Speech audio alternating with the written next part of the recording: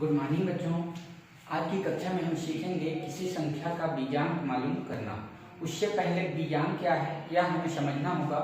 तो हम बीजांक किसे कहते हैं? बीजांक हम कहते हैं 1 से 9 तक के जो अंक हैं, संख्याएं हैं, उसे हम बीजांक कहते हैं।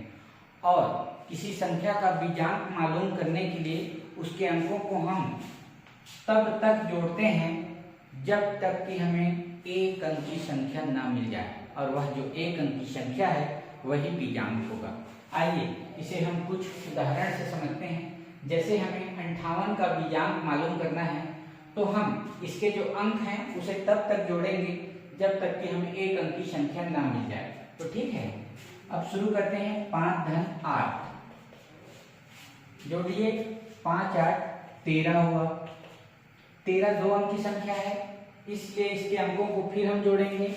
तो 1 धन 3 और 1 और 3 4।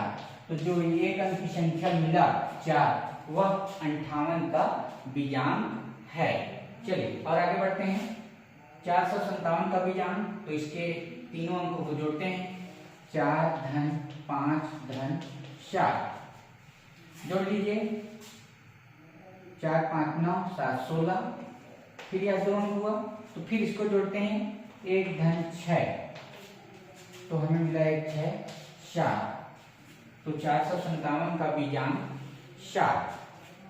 अब 4856 का बीजांक, तो 4 धन 8 धन 5 धन 6 जोड़ लेते हैं। 4 8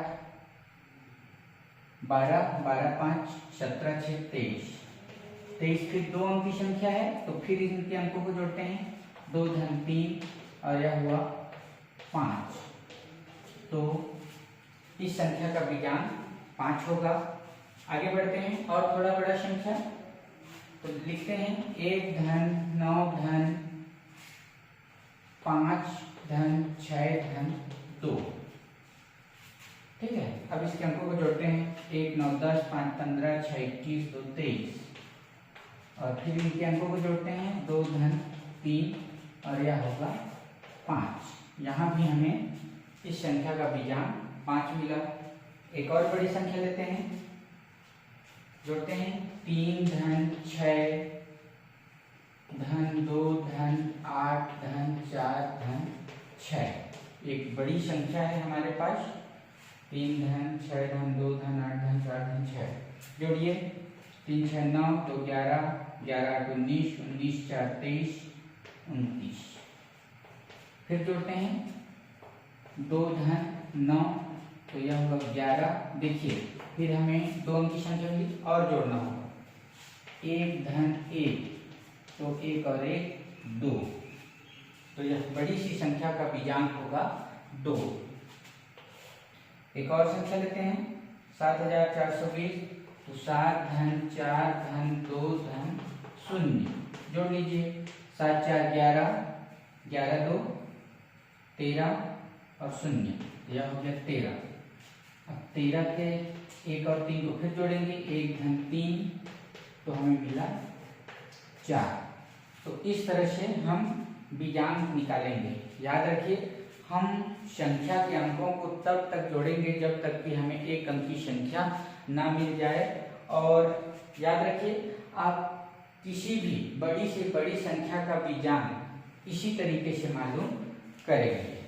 और यह भी याद रखिए कि कभी भी बीजांक जो है शून्य नहीं होगा। क्यों शून्य नहीं होगा?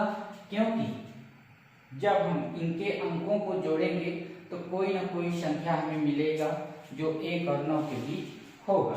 ठीक है, तो इसलिए बीजांक कभी भी शून्य नहीं होगा, क्योंकि हमारे पास जो संख्या है उसमें अंक है ही, और इन्हें जोड़ने पर कोई ना कोई हमें अंक मिलेगा ही। शून्य तो कभी मिलेगा ही नहीं, क्योंकि हमें जोड़ना है। तो इसलिए बीजांक कभी भी शून्य नहीं होगा। और जो बीजांक है वह 1 से 9 तक की जो संख्याएं हैं उसे हम बीजांक कहते हैं। तो कुछ और संख्या लीजिए और उनका बीजांक निकालने का अभ्यास आप कीजिए। मिलते हैं अगली कक्षा में।